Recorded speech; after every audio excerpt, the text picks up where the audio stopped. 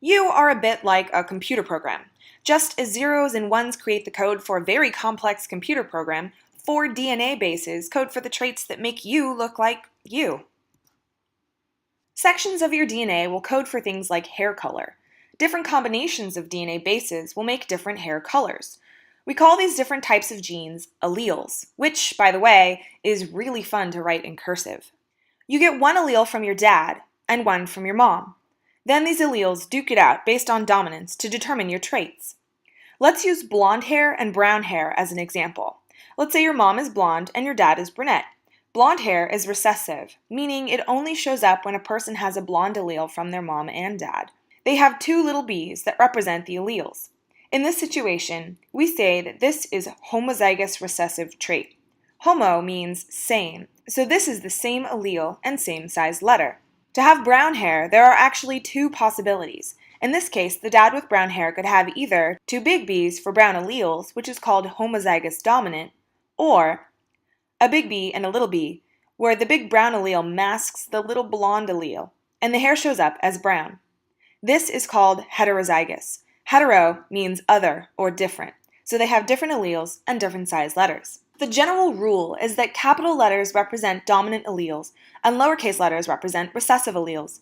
With this knowledge, you can make predictions about the offspring of parents. Here's how. If the mom is blonde, she must have at least 2 recessive alleles. We'll write them at the top.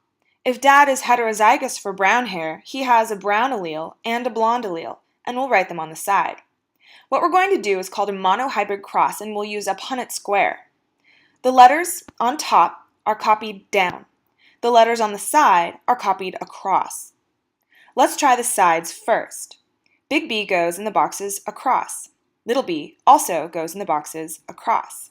Now the ones at the top. The little b goes down, and the other little b goes down. Now we can see the chances of having blonde or brunette children for this mom and dad. Let's look at the letter combinations, or genotype. There are 2 heterozygous boxes out of 4, which is 50%. The other 2 are homozygous recessive little b's, so 50% again. But what does that even look like? Phenotype is a word that means physical appearance of the genes. So, there's a 50% chance of having a child with brown hair and a 50% chance of having a child with blonde hair. Let's try another example. A mother and a father are heterozygous for brown eyes. Blue eyes are recessive. What are the chances that they'll have children with blue eyes? Again, brown is dominant in this situation. Let's set up a Punnett square. Mom is heterozygous, so 1 capital and 1 lowercase letter to represent the different alleles. Dad is also heterozygous. Now fill in the Punnett square. It's convention to always write a dominant capital allele first and the recessive allele second. Let's look at the genotypes. There's one big B combination out of 4 possibilities, so there's a 25% chance of big B. There are 2 heterozygous combinations out of 4, which is 50%, and 1 little b out of 4, which is 25%. Now for the phenotype. The homozygous dominant and heterozygous alleles both show up as brown eyes, so there's actually a 75% chance of brown eyes and only a 25% chance of blue. If you aren't sure how that works, think of these squares as quarters. 3 quarters equals 75 cents, and 3 squares out of 4 is 75%. Let's try one more. Jane is heterozygous for hitchhiker's thumb, and Jack is homozygous dominant for hitchhiker's thumb. What are the chances that their child will have hitchhiker's thumb?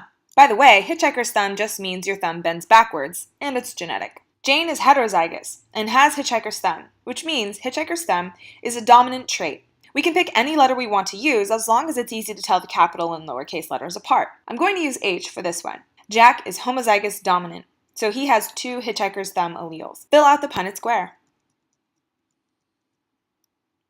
Let's see what the genotypes are. 2 homozygous dominant, which is 50%, and 2 heterozygous make the other 50%. The phenotype is 100% chance that all their children will have hitchhiker's thumb. Remember, they only need 1 dominant allele for the dominant gene to show up. Now you're ready to try some on your own.